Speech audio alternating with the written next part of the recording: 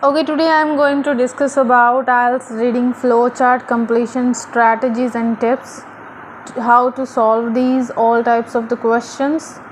So let's begin. I'm sure if you all would follow all these types of tips and strategies, definitely you would not have to face any kind of difficulties. So my first tip is, first of all, follow the instructions. तो ये आप सबने याद रखना है कि instructions को आप जो है ज़रूर पढ़ेंगे जब भी कोई भी क्वेश्चन टाइप कर रहे हैं। तो इसी तरीके से अगर आप जो है वो फ़्लो चार्ट को कर रहे हैं तो उससे सबसे पहले जो है वो आपका काम ये होना चाहिए कि आप जो है वो इंस्ट्रक्शंस को पढ़ें और उसमें क्या लिखा है कि वहाँ पर जो इंस्ट्रक्शंस आपको 1 वर्ड की है, 2 वर्ड की है, 3 वर्ड की है, या किस तरीके से आपको इंस्ट्रक्शंस मिली है, उन इंस्ट्रक्शंस को फॉलो करना बहुत ज़रूरी है। अगर आप इंस्ट्रक्शंस फॉलो नहीं करोगे तो डेफिनेटली ये होगा कि आप अपने अकॉर्डिंग आंसर मार्क कर दोगे, और अगर आपने इंस्ट्रक्शंस नहीं फॉलो किए, बेशक आपका लोकेशन ठीक था, आंसर ठीक था, लेकिन फिर भी जो है उसको रॉन्ग ही गिना जाएगा, क्योंकि हो सकता है कि इंस्ट्रक्शंस में आपको कोई लेटर ए, बी और सी के रूप में आपको जो है वो वर्ड लिखा हो सकता है, या 1 वर्ड और 2 वर्ड और किस तरीके से भी हो सकता है। तो इंस्ट्रक्शंस को फॉलो करना बहुत ही ज़रूरी होता है। ओके स्टूडेंट्स, जो सेकंड टिप है वो सेकंड टिप ये है कि आपने हाईलाइट कर लेने हैं कीवर्ड्स। आपने क्वेश्चंस को पढ़ना है और कीवर्ड्स को हाईलाइट कर लेना है या अंडरलाइन कर लेना है। अब कीवर्ड्स क्या होते हैं? कीवर्ड्स होते हैं इम्पॉर्टेंट वर्ड्स। हर एक सेंटेंस में 2 to 3 to 4 हो सकता है कि कीवर्ड्स हों, और ये कीवर्ड्स जो है वो कोई नाउन हो सकता है, ईयर हो सकता है, ठीक है, और कोई जो है वो वर्ब भी हो सकता है। तो नाउन, प्रोनाउन, इस तरीके से जो है वो आपको कीवर्ड होंगे। मतलब कीवर्ड वो वर्ड्स होते हैं जिनको अंडरलाइन करने के बाद या जिनको देखने के बाद हमें दोबारा वो सेंटेंस पढ़ना ना पड़े, स्टेटमेंट पढ़नी ना पड़े। उन वर्ड्स को देखते ही हमें पता लग जाए कि एक्चुअल में क्वेश्चन में या क्या पूछा गया था, ठीक है। Okay, next what you would do, I would suggest you to note down these things such as, सबसे पहले कि arrows को आपने किस directions में जो है arrows जा रहे हैं, directions कैसे given है, ठीक है, और year क्या है, date क्या है, verbs क्या है, मतलब वही keywords जो भी हैं उन सबको note down करना बहुत ज़रूरी होता है जब भी हम कोई flow chart कर रहे होते हैं।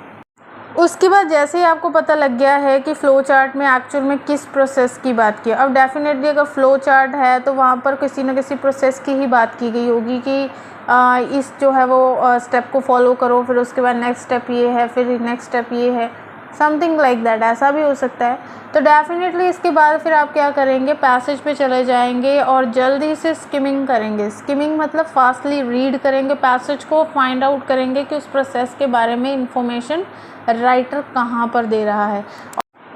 ओके, ये भी बात जो है वो याद रखनी बहुत ज़रूरी होती है कि फ़्लो चार्ट जो होता है वो most of the time sequence में होता है। मतलब फर्स्ट स्टेप फर्स्ट में दिया होगा, ठीक है, नंबर 1 पर, सेकंड स्टेप नंबर 2, फिर थर्ड स्टेप नंबर 3, मतलब सीक्वेंस में दिया होगा, ऑर्डरली वे में दिया होगा। ऐसा नहीं होगा कि आपको पहले 4th स्टेप दिया होगा पैसेज में और उसके बाद फर्स्ट की बात हो, नो। तो मोस्ट ऑफ द टाइम क्या होता है कि फ़्लो चार्ट ढूंढना आसान होता है, और फ़्लो चार्ट के जो प्रोसेस के जो स्टेप्स होते हैं तो वो एक्चुअल में सीक्वेंस में होते हैं। तो इस बात को भी आपने हमेशा ध्यान में रखना है। ओके, उसके बाद जो है नेक्स्ट वर्क ये है कि आपने कीवर्ड्स को अंडरस्टैंड करके जो भी मिसिंग है तो उसके बारे में प्रेडिक्शन करनी है, उसके बारे में सोचना है कि एक्चुअल में फिल इन द ब्लैंक्स में क्या आ सकता है, ठीक है। हो सकता है फिल इन द ब्लैंक्स में the city which is really very much popular named as dash. तो अगर ऐसा है तो सिटी का नेम डेफिनेटली मुझे नाउन का पता लग जाएगा कि वहाँ पर जो है जो नाउन की बात हो रही है, तो डेफिनेटली वहाँ पर जो है वो सिटी का नेम आएगा। वो सिटी जो है वो कोई भी हो सकती है, वो लंदन हो सकती है, वो दिल्ली हो सकती है, तो उस चीज़ को मुझे फाइंड आउट करना है। तो आंसर को प्रेडिक्ट करने की ज़रूर कोशिश कीजिए to find out the exact answer. And next is I would suggest you to go through the complete flow chart. So please remember it, ऐसा कभी नहीं हो कि आप फर्स्ट स्टेप को रीड करें और बाकी को नहीं।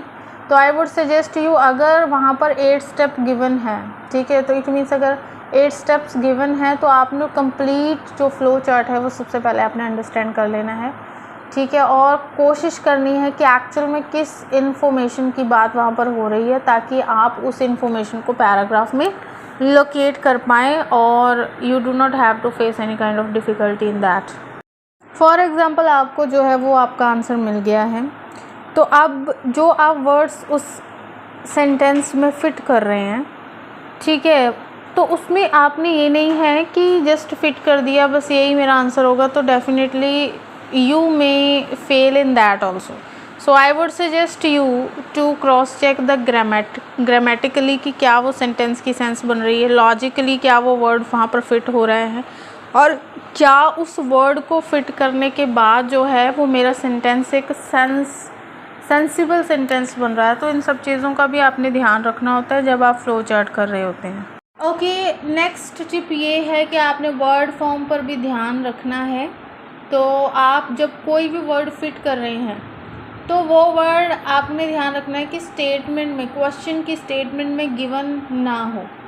अगर वो वर्ड क्वेश्चन की स्टेटमेंट में ऑलरेडी गिवन है और आप वही वर्ड जो है वो वहाँ पर फिट कर रहे हैं या उसका सिनोनिम फिट कर रहे हैं, तो उसकी वजह से भी आपका जो है वो आंसर रॉन्ग हो सकता है।